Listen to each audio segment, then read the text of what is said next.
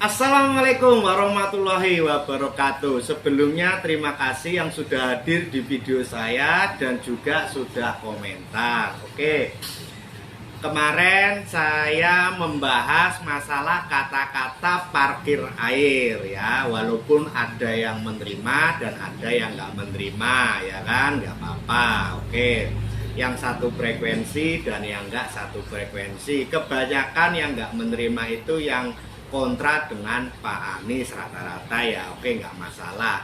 Menerima atau enggak itu kan sunatullah, kan nggak mungkin harus sama sepemikiran dengan Pak Anies Baswedan atau dengan pemikiran saya ya. Oke, di kali ini, di video ini saya akan membahas dana hibah karena ada yang bertanya di kolom komentar. Kurang lebih ada yang minta tanggapan saya, Bang, Pak Anies bagi-bagi dana hibah, pendapatmu apa?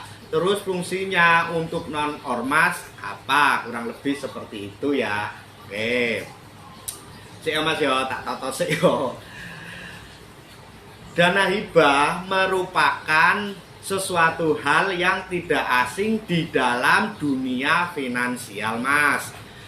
Pada suatu pemerintahan, dana hibah merupakan salah satu sumber anggaran pendapatan dan belanja negara atau daerah. Yang fungsinya dana hibah digunakan untuk pembiayaan program-program di daerahnya. Dana hibah diberikan bisa berupa bentuk uang, bentuk barang, dan jasa. Dan pihak-pihak yang menerima itu pemerintah pusat, pemerintah daerah, perusahaan daerah, serta organisasi masyarakat atau ormas. Dana hibah diberikan untuk kemungkinan terjadi resiko sosial, Mas. Begitu, Mas, tanggapan saya. Jadi apakah ormas itu sembarangan ormas yang akan menerima dana hibah? Oh, tentu tidak, Mas.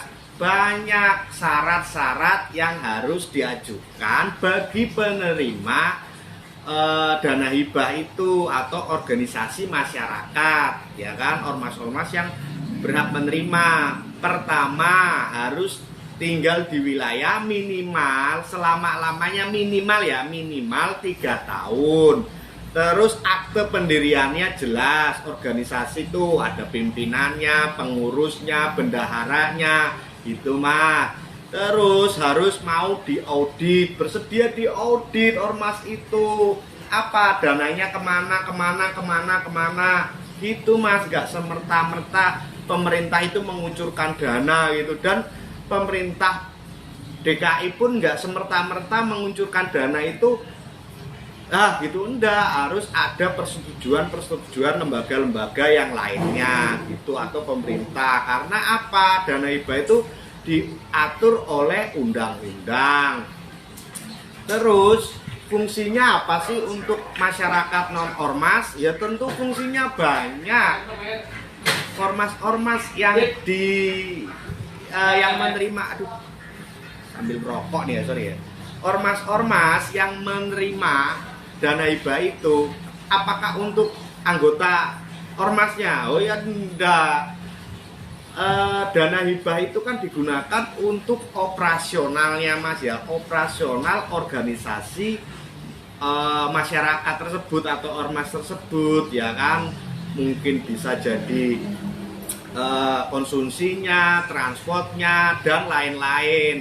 Contohnya ormas-ormas ya banyak, ormas-ormas contohnya kan banyak, seperti Banser, PP, terus ormas FPI, terus ormas-ormas yang lainnya lah, Mas ya. Itu kan untuk kegiatan sosial-sosial di masyarakat gitu, Mas. Dan untuk kebantuan korban-korban bencana alam gitu ya. Nggak semerta-merta dana itu buat ormas, buat masuk ke kantong pribadi ya, enggak. Itu buat operasional. Kan nggak mungkin relawan itu pakai uang pribadi. walaupun pasti ada yang menggunakan kocek pribadi. Seperti itu Mas, tanggapan saya. Terus apakah di era Pak Anies aja dana hibah itu dikucurkan menggunakan APBD DKI? Ya enggak, di era Pak Ahok pun juga iya. Dan sumber yang saya baca itu juga lebih besar di era Pak Ahok. Di tahun 2016, di era kepemimpinan Pak Ahok di 2016 menggunakan APBD DKI sebesar 2,2 triliun untuk 90 badan lembaga organisasi masyarakat. Dan di era Pak Anies Baswedan di 2018 menggunakan APBD DKI untuk dana hibah sebesar 1,7 triliun untuk 104 badan lembaga organisasi masyarakat. Gitu Mas. Nggak hanya cuma di era Pak Anies, di era gubernur sebelumnya pun begitu. Cuman kan kita nggak tahu fungsi-fungsinya.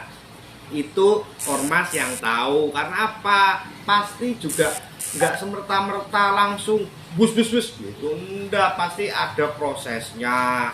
Dan itu nggak sembarangan menggunakan dana hibah itu. Dan dana hibah itu juga banyak kok ke pihak-pihak pendidikan, ke pendidikan. Pokoknya banyak ya. Tapi terjemahkan sendirilah, kembangkan sendirilah untuk kepentingan masyarakat. Nah, itu kan banyak.